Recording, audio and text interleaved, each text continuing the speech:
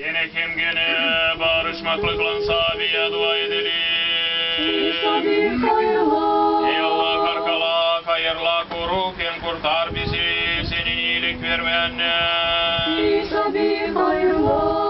Pekayos, pek pak, peki sözlü saldanatlı bizim zapçiğimizi Allah'ı durduranı kim daima kızım arı cümle ayozlarla barabarındıktan sonra kendi kendimizi, kim birbirimizi, kim bizim bütün ömrümüzü Kristos Allah'a verelim.